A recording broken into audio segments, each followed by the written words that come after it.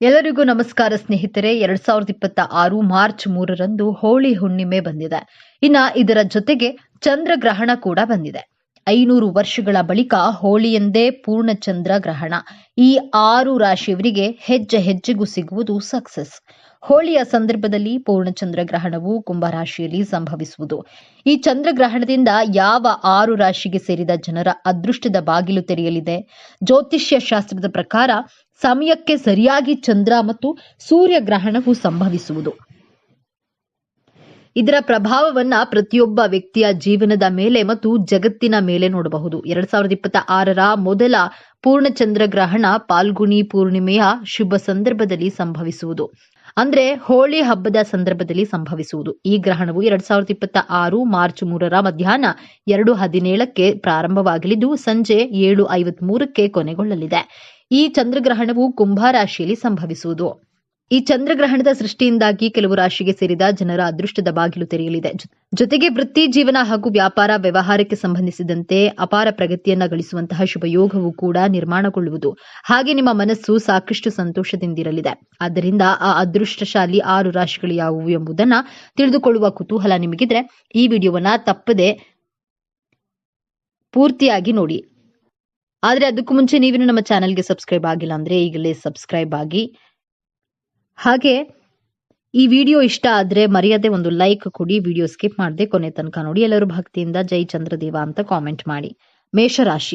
ಮೇಷರಾಶಿಯವರಿಗೆ ಶುಭವಾಗಲಿದೆ. ಈ ಅವಧಿಯಲ್ಲಿ ನೀವು ಆರ್ಥಿಕ ಲಾಭಗಳನ್ನ ಪಡೆಯುತ್ತೀರಿ. ಮುಂದಿನ 1 ತಿಂಗಳ ಒಳಗೆ ವ್ಯವಹಾರದಲ್ಲಿ ಉತ್ತಮ ಲಾಭ ಗಳಿಸುವಂತಹ ಸಾಧ್ಯತೆಗಳಿವೆ. ನೀವು ಯಾವುದೇ ಕೆಲಸ ಮಾಡಿದ್ರೂ ಅದರಲ್ಲಿ ನಿಮಗೆ ಯಶಸ್ಸು ಸಿಗುತ್ತದೆ. ನೀವು ಉದ್ಯೋಗದಲ್ಲಿದ್ದರೆ ನಿಮಗೆ ಬಡ್ತಿ ಮತ್ತು ಸಂಬಳ ಹೆಚ್ಚಾಗುವಂತಹ ಸಾಧ್ಯತೆ ಇದೆ. ಈ ರಾಶಿಯ ಸಂಪತ್ತಿನ ಮನೆ ಅಂದ್ರೆ 2ನೇ ಮನೆಯಲ್ಲಿ ಗಜಕೇಸರಿ ರಾಜಯೋಗವು ರೂಪುಗೊಳ್ಳುತ್ತದೆ. ಅಂತಹ ಪರಿಸ್ಥಿತಿಯಲ್ಲಿ ಈ ರಾಶಿಯಲ್ಲಿ ಜನಿಸಿದ ಜನರು ಆರ್ಥಿಕ ಬಿಕ್ಕಟ್ಟಿನಿಂದ ಪರಿಹಾರವನ್ನ ಪಡೆಯಬಹುದು. ಹಣಕ್ಕೆ ಸಂಬಂಧಿಸಿದ ಪ್ರತಿಯೊಂದು ಸಮಸ್ಯೆಗಳನ್ನ ಪರಿಹರಿಸಬಹುದು. ನಿಮ್ಮ ಜೀವನದಲ್ಲಿ ಸಂತೋಷವು ನಿಮ್ಮ ಬಾಗಿಲನ್ನ ತಟ್ಟಬಹುದು. ಹಣಕಾಸು ನಿರ್ವಹಣೆಗೆ ಸಂಬಂಧಿಸಿದಂತೆ ನೀವು ಕೆಲವು ನಿರ್ಧಾರಗಳನ್ನ ತೆಗೆದುಕೊಳ್ಳಬಹುದು. ವಿದೇಶಿ ವ್ಯಾಪಾರದಲ್ಲಿ ತೊಡಗಿರುವಂತಹ ಜನರು ಹಣಕಾಸಿನ ಲಾಭವನ್ನ ಪಡೆಯಬಹುದು. ಅನಗತ್ಯ ಖರ್ಚುಗಳನ್ನ ಕಡಿತಗೊಳಿಸುವಲ್ಲಿ ನೀವು ಯಶಸ್ವಿಯಾಗಬಹುದು. ಈ ಸಂದರ್ಭದಲ್ಲಿ ನೀವು ಉತ್ತಮ ಹಣವನ್ನ ಉಳಿಸಬಹುದು. ನಿಮ್ಮ ಜಾತಕದ 5ನೇ ಮನೆಯ ಅಧಿಪತಿ ಗುರು ಮತ್ತು 5ನೇ ಮನೆಯ ಅಧಿಪತಿಯ ದೃಷ್ಟಿ ಹಣದ ಮನೆಯ ಮೇಲೆ ಇರುತ್ತದೆ. ಅಂತಹ ಪರಿಸ್ಥಿತಿಯಲ್ಲಿ ಷೇರು ಮಾರುಕಟ್ಟೆಯಲ್ಲಿ ಹಣವನ್ನ ಹೂಡಿಕೆ ಮಾಡೋದ್ರಿಂದ ನೀವು ಸಾಕಷ್ಟು ಲಾಭ ಪಡೆಯಬಹುದು. ನೀವು ಕಳೆದುಕೊಂಡಂತಹ ಯಾವುದೇ ಹಣವನ್ನ ಸಹ ಮರಳಿ ಪಡೆಯಬಹುದು. ಮಿಥುನ ರಾಶಿ. ಶನಿದೇವನ ಶಶರಾಜ ಯೋಗದ ಪರಿಣಾಮದಿಂದಾಗಿ ಮಿಥುನ ರಾಶಿಯ ಜನರ ಸಮಸ್ಯೆಗಳು ಬಗೆಹರಿಯುತ್ತವೆ. ಆದಾಯದ ಮೂಲಗಳು ಹೆಚ್ಚಾಗಲಿವೆ. ಇದರೊಂದಿಗೆ 1 ತಿಂಗಳೊಳಗೆ ಆರ್ಥಿಕ ಲಾಭದ ಸಾಧ್ಯತೆ ಇದೆ. ವ್ಯಾಪಾರದಲ್ಲಿ ಪ್ರಗತಿ ಕಂಡುಬರಬಹುದು. ಈ ಸಮಯದಲ್ಲಿ ದಾಂಪತ್ಯ ಜೀವನಕ್ಕೂ ಶುಭವಾಗಲಿದೆ. ಚಂದ್ರನ ಸಂಚಾರವು ನಿಮ್ಮ ರಾಶಿಯ 9ನೇ ಮನೆಯಲ್ಲಿ ಅದೃಷ್ಟ ಮನೆಯಲ್ಲಿರುತ್ತದೆ ಮತ್ತು ಗುರುವು ಚಂದ್ರನ ದೃಷ್ಟಿಯನ್ನ ಹೊಂದುತ್ತಾನೆ. ಇದರಿಂದಾಗಿ ಈ ಮನೆಯಲ್ಲಿ ಗಜಕೇಸರಿ ರಾಜಯೋಗವು ರೂಪುಗೊಳ್ಳುತ್ತದೆ. ಭಾಗ್ಯ ಮನೆಯಲ್ಲಿ ಈ ಯೋಗ ಉಂಟಾಗೋದ್ರಿಂದ ಜೀವನದಲ್ಲಿ ಸಂತೋಷ ಮಾತ್ರ ಬರುತ್ತದೆ. ನಿಮ್ಮ ಮನಸ್ಸು ಶಾಂತವಾಗಿರುತ್ತೆ. ಅಂತಹ ಪರಿಸ್ಥಿತಿಯಲ್ಲಿ ನೀವು ಸರಿಯಾದ ನಿರ್ಧಾರವನ್ನು ತೆಗೆದುಕೊಳ್ಳಲು ಸಾಧ್ಯವಾಗುತ್ತೆ ಮತ್ತು ನೀವು ಬಯಸುವ ಯಾವುದೇ ಕೆಲಸವನ್ನ ಪ್ರಾರಂಭಿಸಲು ಸಾಧ್ಯವಾಗುತ್ತದೆ. ಇದು ವ್ಯವಹಾರವಾಗಿರ್ಲಿ ಅಥವಾ ಯಾವುದೇ ಇತರ ಕೆಲಸವಾಗಿರ್ಲಿ, ನೀವು ಅದರಲ್ಲಿ ಯಶಸ್ಸನ್ನ ಸಾಧಿಸಬಹುದು. ನೀವು ಹೊಸ ಕೆಲಸಕ್ಕೆ ಸೇರಲು ಬಯಸಿದ್ರೆ ಈ ಅವಧಿಯಲ್ಲಿ ಅದನ್ನ ಮಾಡುವುದು ಪ್ರಯೋಜನಕಾರಿ ಎಂದು ಸಾಬೀತುಪಡಿಸಬಹುದು. ಸಂತೋಷ ಮತ್ತು ಶಾಂತಿ ನಿಮ್ಮ ಬಾಗಿಲನ್ನ ತಟ್ಟಬಹುದು. ನಿಮ್ಮ ಮನೆಯಲ್ಲಿ ಯಾವುದೇ ಧಾರ್ಮಿಕ ಆಚರಣೆಗಳನ್ನ ಮಾಡಲು ಬಯಸಿದ್ರೆ ಅಥವಾ ಧಾರ್ಮಿಕ ಪ್ರವಾಸಕ್ಕೆ ಹೋಗಲು ಬಯಸಿದ್ರೆ ಈ ಅವಧಿಯಲ್ಲಿ ನೀವು ಬಹಳಷ್ಟು ಪ್ರಯೋಜನಗಳನ್ನ ಪಡೆಯಬಹುದು. ಕರ್ಕಾಟಕ ರಾಶಿಯ ಜನರು ಸಂಪತ್ತು ಮತ್ತು ಆಸ್ತಿಯಿಂದ ಲಾಭ ಪಡೆಯುತ್ತಾರೆ. ಈ ಸಮಯದಲ್ಲಿ ನೀವು ಹಠಾತ್ ಆರ್ಥಿಕ ಲಾಭವನ್ನು ಪಡೆಯಬಹುದು. ನೀವು ಎಲ್ಲೋ ಹೂಡಿಕೆ ಮಾಡುವ ಬಗ್ಗೆ ಯೋಚಿಸ್ತಾ ಇದ್ರೆ ಈ ಸಮಯ ನಿಮಗೆ ಸೂಕ್ತವಾಗಿದೆ. ಆಸ್ತಿಗೆ ಸಂಬಂಧಿಸಿದ ಏಳಿಗೆಯನ್ನು ನೀವು ಕಾಣುವಿರಿ. ಕಟಕ ರಾಶಿಗೆ ಸೇರಿದ ಜನರು ಜೀವನದಲ್ಲಿ ಸಾಕಷ್ಟು ಸಂತೋಷಮಯವಾದ ಬದಲಾವಣೆಗಳನ್ನು ನೋಡಬಹುದು. ಈ ಸಮಯದಲ್ಲಿ ನಿಮಗೆ ವಿಶೇಷವಾಗಿ ಹೆಚ್ಚಿನ ಪ್ರಗತಿ ದೊರಕುವುದು. ನಿಮ್ಮ ಕಠಿಣ ಪರಿಶ್ರಮಕ್ಕೆ ಈ ಸಂದರ್ಭದಲ್ಲಿ ನೀವು ಉತ್ತಮ ಫಲಿತಾಂಶವನ್ನು ಪಡೆಯುವಿರಿ ಮತ್ತು ನಿಮ್ಮ ವೃತ್ತಿ ಜೀವನದಲ್ಲಿ ನೀವು ದೊಡ್ಡ ಯಶಸ್ಸನ್ನ ಪಡೆಯುವ ಯೋಗವಿದೆ. ಕೇತುವಿನ ಪ್ರಭಾವದಿಂದಾಗಿ ನೀವು ಸಾಕಷ್ಟು ಧೈರ್ಯಶಾಲಿಗಳಾಗುವಿರಿ.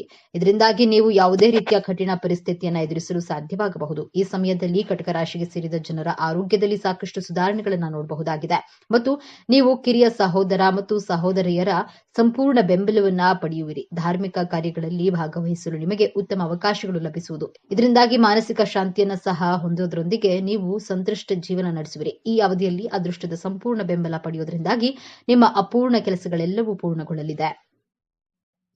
ಕುಂಭರಾಶಿ.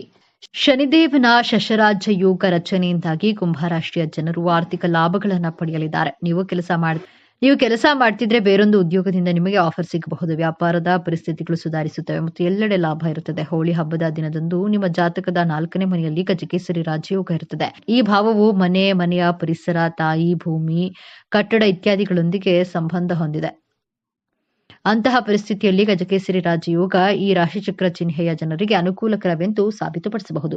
ಈ ರಾಶಿಚಕ್ರ ಚಿಹ್ನೆಯ ಜನರು ಭೂಮಿ, ಆಸ್ತಿ, ವಾಹನ, ಮನೆ ಇತ್ಯಾದಿಗಳನ್ನು ಖರೀದಿಸುವ ಕನಸುಗಳನ್ನ ಈ ಅವಧಿಯಲ್ಲಿ ನನಸಾಗಬಹುದು. ಇದಲ್ಲದೆ ನಿಮ್ಮ ಮನೆ, ವಾಹನ ಅಥವಾ ಜಮೀನನ್ನ ಮಾರಾಟ ಮಾಡಲು ಬಯಸಿದ್ರೆ ಈ ಅವಧಿಯಲ್ಲಿ ನೀವು ಸಾಕಷ್ಟು ಲಾಭವನ್ನ ಪಡೆಯಬಹುದು. ಅಂತಹ ಪರಿಸ್ಥಿತಿಯಲ್ಲಿ ನಿಮ್ಮ ತಾಯಿಯ ಆರೋಗ್ಯ ಕೆಟ್ಟದಾಗಿದ್ರೆ ಈಗ ಉತ್ತಮ ಸಮಯವಾಗಿದೆ.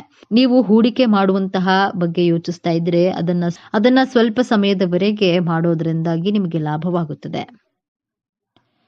ಧನುರಾಶಿಗೆ ಸೇರಿದ ಜನರಿಗೆ ಅತ್ಯಂತ ಹೆಚ್ಚಿನ ಲಾಭದಾಯಕವಾಗಿರುವುದು. ಈ ಸಂದರ್ಭದಲ್ಲಿ ಧನುರಾಶಿಗೆ ಸೇರಿದ ಜನರು ಯಾವುದಾದ್ರೂ ವಾಹನ ಅಥವಾ ಆಸ್ತಿಯನ್ನು ಗಳಿಸುವ ಯೋಗವು ಕೂಡ ನಿರ್ಮಾಣಗೊಳ್ಳುವುದು. ಜೊತೆಗೆ ಧನುರಾಶಿಗೆ ಸೇರಿದ ಜನರ ಆದಾಯದಲ್ಲಿ ಅತ್ಯಂತ ಹೆಚ್ಚಿನ ವೃದ್ಧಿಯನ್ನ ಈ ಸಂದರ್ಭದಲ್ಲಿ ನೀವು ನೋಡಬಹುದಾಗಿದೆ. ಜೊತೆಗೆ ಈ ಅವಧಿಯಲ್ಲಿ ಧನುರಾಶಿಗೆ ಸೇರಿದ ಜನರು ಹೂಡಿಕೆಯನ್ನ ಮಾಡೋದ್ರಿಂದ ಅತ್ಯಂತ ಹೆಚ್ಚಿನ ಲಾಭವನ್ನು ಪಡೆಯುವ ಯೋಗವು ಕೂಡ ನಿರ್ಮಾಣಗೊಳ್ಳುವುದು. ಹಾಗೆ ಈ ಅವಧಿಯಲ್ಲಿ ಧನಾತ್ಮಕವಾಗಿ ಹೊಸ ಮಾರ್ಗಗಳನ್ನ ಧನುರಾಶಿಗೆ ಸೇರಿದ ಜನರು ಪಡೆಯಲಿದ್ದಾರೆ. ಜೊತೆಗೆ ಈ ಸಂದರ್ಭದಲ್ಲಿ ಧನುರಾಶಿಗೆ ಸೇರಿದ ಜನರ ಆರೋಗ್ಯ ಮತ್ತು ಪರಾಕ್ರಮದಲ್ಲಿ ಬಹಳಷ್ಟು ವೃದ್ಧಿ ಕೂಡ ಆಗಬಹುದು. ಇದರೊಂದಿಗೆ ಈ ಚಂದ್ರಗ್ರಹಣದಿಂದಾಗಿ ಸುಖ, ಶಾಂತಿ ನೆಲೆಸುವುದು ಮತ್ತು ಸಾಕಷ್ಟು ಸಕಾರಾತ್ಮಕ ವಾತಾವರಣವು ಕೂಡ ನಿರ್ಮಾಣಗೊಳ್ಳುವುದು. ಹಾಗೆ ಧನುರಾಶಿಗೆ ಸೇರಿದ ಜನರು ಈ ಸಂದರ್ಭದಲ್ಲಿ ಯಾವುದಾದ್ರೂ ದೊಡ್ಡ ಗುರಿಯನ್ನ ತಲುಪುವಲ್ಲಿ ಯಶಸ್ಸನ್ನ ಗಳಿಸುವ ಸಂಭವವು ಬಹಳಷ್ಟು ವೃದ್ಧಿಯಾಗಲಿದೆ. ಮಕರ ರಾಶಿಗೆ ಸೇರಿದ ಜನರಿಗೆ ಅತ್ಯಂತ ಹೆಚ್ಚಿನ ಶುಭ ಫಲಗಳ ಪ್ರಾಪ್ತಿಯನ್ನ ಹೊಂದುವಂತೆ ಮಾಡಲಿದೆ. ಈ ಸಮಯದಲ್ಲಿ ಕೆಲಸವನ್ನ ಮಾಡುವ ಮಕರ ರಾಶಿಗೆ ಸೇರಿದ ಜನರು ಕೆಲಸಕ್ಕೆ ಸಂಬಂಧಿಸಿದಂತೆ ಹೊಸ ಅವಕಾಶಗಳನ್ನು ಪಡೆಯುವರು. ಜೊತೆಗೆ ಈ ಅವಧಿಯಲ್ಲಿ ಮಕರ ರಾಶಿಗೆ ಸೇರಿದ ಜನರಿಗೆ ದೇಶ ವಿದೇಶಕ್ಕೆ ಪ್ರಯಾಣಿಸುವಂತಹ ಅತ್ಯುತ್ತಮವಾದ ಅವಕಾಶಗಳು ಕೂಡ ದೊರಕುವುದು. ಜೊತೆಗೆ ಮಕರ ರಾಶಿಗೆ ಸೇರಿದ ಜನರು ಈ ಸಂದರ್ಭದಲ್ಲಿ ಯಾವುದಾದ್ರೂ ಐಷಾರಾಮಿ ವಸ್ತುಗಳನ್ನು ಖರೀದಿಸುವಂತಹ ಸಾಧ್ಯತೆ ಕೂಡ ಬಹಳಷ್ಟು ವೃದ್ಧಿಯಾಗಲಿದೆ. ಹಾಗೆ ಈ ಅವಧಿಯಲ್ಲಿ ಶುಭ ಪ್ರಭಾವದಿಂದಾಗಿ ಮಕರ ರಾಶಿಗೆ ಸೇರಿದ ಜನರಿಗೆ ಆದಾಯವನ್ನ ಹೆಚ್ಚಿಸಲು ನಿಮಗೆ ಹೊಸ ಮಾರ್ಗಗಳು ಗೋಚರಿಸುವುದರಿಂದ ನೀವು ಅತ್ಯಂತ ಹೆಚ್ಚಿನ ಧನ ಸಂಪತ್ತನ್ನು ಗಳಿಸಬಹುದಾಗಿದೆ. ಜೊತೆಗೆ ಈ ಸಂದರ್ಭದಲ್ಲಿ ನಿಮ್ಮ ಆರ್ಥಿಕ ಸ್ಥಿತಿಯು ಸಾಕಷ್ಟು ಸುಧಾರಿಸುವುದು. ಇದರೊಂದಿಗೆ ಈ ಅವಧಿಯಲ್ಲಿ ಮಕರ ರಾಶಿಗೆ ಸೇರಿದ ಜನರ ಗೌರವ, ಖ್ಯಾತಿ ಹಾಗೂ ಪ್ರತಿಷ್ಠೆಯಲ್ಲಿ ಸಾಕಷ್ಟು ವೃದ್ಧಿಯನ್ನ ನೀವು ನೋಡಬಹುದಾಗಿದೆ. ಸಿಂಹರಾಶಿಗೆ ಸೇರಿದ ಜನರಿಗೆ ಹೆಚ್ಚು ಲಾಭವನ್ನ ಗಳಿಸುವಂತೆ ಮಾಡಲಿದೆ. ಈ ಸಂದರ್ಭದಲ್ಲಿ ಸಿಂಹರಾಶಿಗೆ ಸೇರಿದ ವಿದ್ಯಾರ್ಥಿಗಳು ಸ್ಪರ್ಧಾತ್ಮಕ ಪರೀಕ್ಷೆಗೆ ತಯಾರಿಯನ್ನು ನಡೆಸ್ತಾ ಇದ್ರೆ ಅದರಲ್ಲಿ ಯಶಸ್ಸು ಗಳಿಸುವಂತಹ ಸಾಧ್ಯತೆಯು ಕೂಡ ಬಹಳಷ್ಟು ವೃದ್ಧಿಯಾಗುವುದು. ಈ ಅವಧಿಯಲ್ಲಿ ಸಿಂಹರಾಶಿಗೆ ಸೇರಿದ ಜನರಿಗೆ ವಿಶೇಷ ಅಪಾರ ಲಾಭ ದೊರಕುವಂತಹ ಯೋಗವು ಕೂಡ ನಿರ್ಮಾಣಗೊಳ್ಳಲಿದೆ.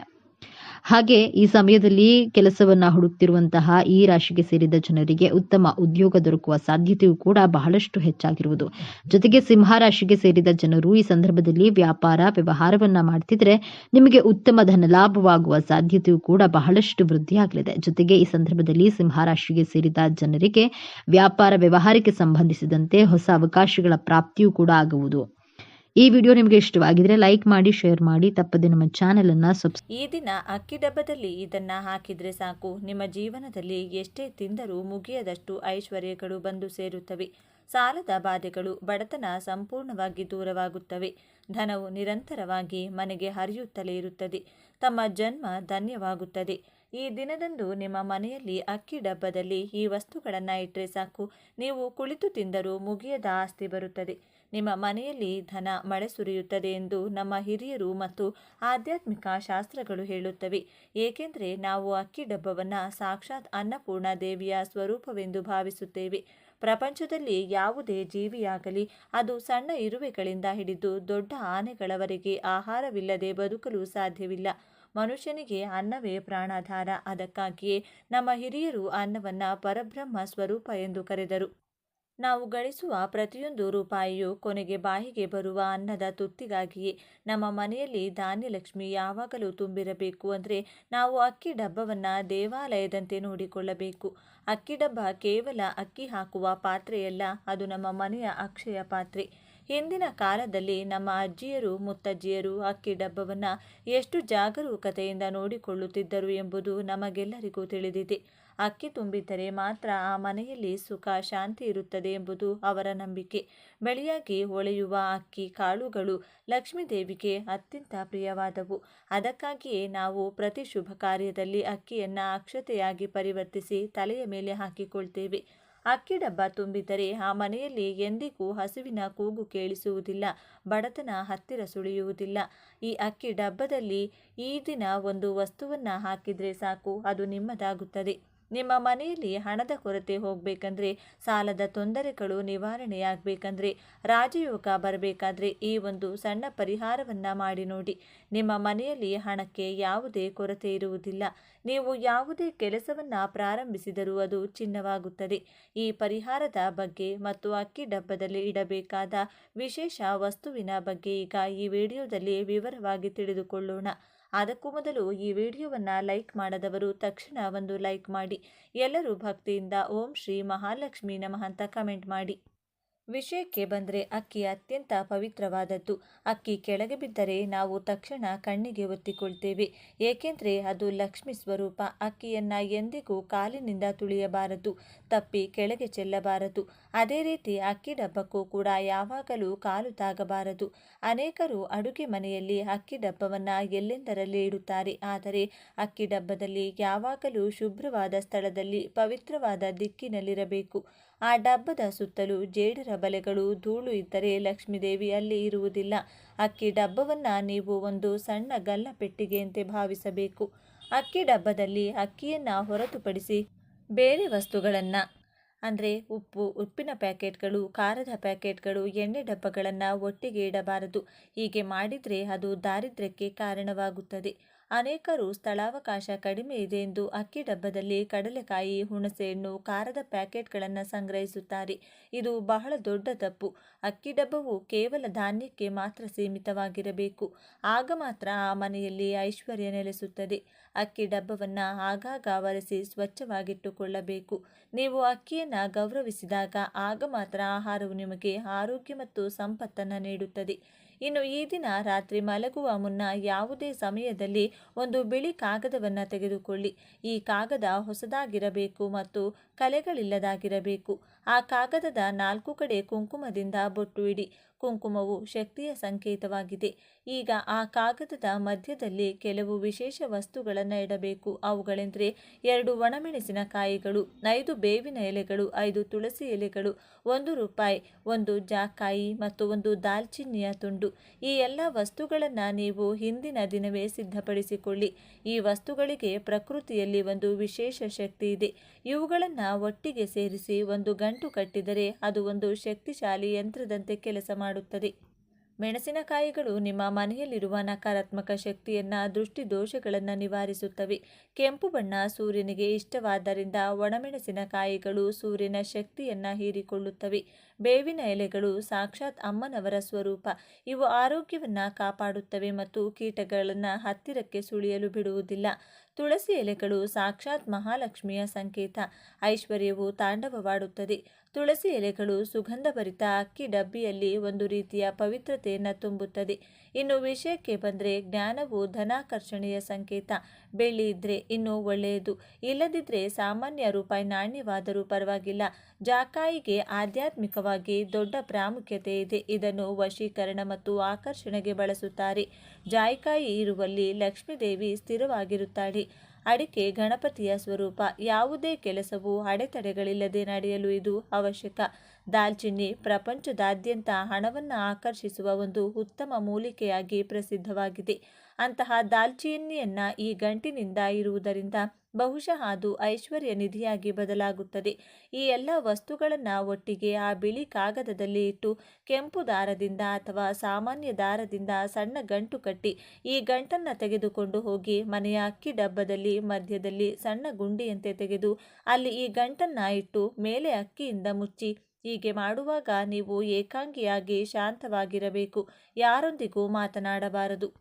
ಈ ಗಂಟನ್ನ ಇಡುವಾಗ ನಿಮ್ಮ ಮನಸ್ಸಿನಲ್ಲಿ ಅನ್ನಪೂರ್ಣ ದೇವಿ ನಮ್ಮ ಮನೆಯಲ್ಲಿ ಧನಧಾನ್ಯಗಳಿಗೆ ಎಂದಿಗೂ ಕೊರತೆಯಾಗದಂತೆ ನೋಡಿಕೊ, ನಮ್ಮ ಕಷ್ಟಗಳನ್ನೆಲ್ಲ ನಿವಾರಿಸಿ ಐಶ್ವರ್ಯವನ್ನ ಪ್ರಸಾದಿಸು ಎಂದು ಬಲವಾಗಿ ಪ್ರಾರ್ಥಿಸಿ ಸೂರ್ಯ ಭಗವಾನ್ ಸಾಕ್ಷಿಯಾಗಿ ಈ ದಿನದಂದು ಈ ಕೆಲಸ ಮಾಡುವುದರಿಂದ ನಿಮ್ಮ ಜಾತಕದಲ್ಲಿರುವ ದಾರಿದ್ರ್ಯ ದೋಷಗಳೆಲ್ಲ ನಿವಾರಣೆಯಾಗುತ್ತದೆ.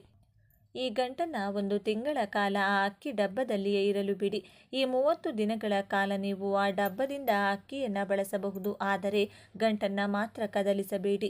1 ತಿಂಗಳು ಕಳೆದ ನಂತರ ಅಂದರೆ ತಿಂಗಳ ಮುಗಿದ ನಂತರ ಆ ಗಂಟನ್ನು ಹೊರತೆಗೆದು ಅದರಲ್ಲಿರುವ ವಸ್ತುಗಳನ್ನು ಹರಿಯುವ ನೀರಿನಲ್ಲಿ ಅಂದರೆ ಯಾವುದಾದರೂ ಕಾಲುವೆಯಲ್ಲಿ ಅಥವಾ ಕೆರೆಯಲ್ಲಿ ಹಾಕಿಬಿಡಿ.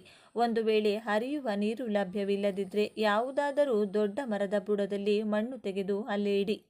ಈ ಪರಿಹಾರವನ್ನು ಮಾಡೋದ್ರಿಂದ ಸೂರ್ಯಶಕ್ತಿ ಆ ಅಕ್ಕಿ ಕಾಳುಗಳ ಮೂಲಕ ನಿಮ್ಮ ಮನೆಯಲ್ಲೆಲ್ಲ ಹರಡುತ್ತದೆ. ನಮ್ಮ ಮನೆಯಲ್ಲಿ ಪ್ರತಿಯೊಂದು ವಸ್ತುವು ಒಂದು ಕಂಪನವನ್ನು ಹೊಂದಿರುತ್ತದೆ. ಅಕ್ಕಿ ಡಬ್ಬ ಅಡುಗೆ ಮನೆಯಲ್ಲಿರುವುದರಿಂದ ಅದರಿಂದ ಬರುವ ಸಕಾರಾತ್ಮಕ ಶಕ್ತಿಯು ಮನೆಯ ಎಲ್ಲ ಸದಸ್ಯರ ಮೇಲೆ ಪರಿಣಾಮ ಬೀರುತ್ತದೆ. ಈ ಪರಿಹಾರದಲ್ಲಿ ಬಳಸಲಾದ ಜಾಕಾಯಿ ವಶೀಕರಣಕ್ಕೆ ಹೆಸರುವಾಸಿಯಾಗಿದೆ.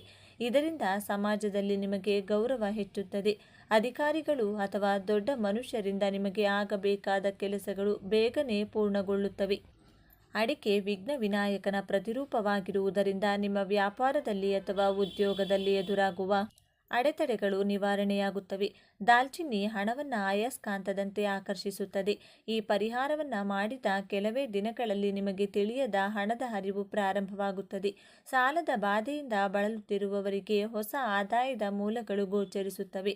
ಮುಖ್ಯವಾಗಿ ಈ ಪರಿಹಾರವನ್ನು ಮಾಡುವಾಗ ಈ ಕೆಲವು ನಿಯಮಗಳನ್ನು ಪಾಲಿಸಬೇಕು.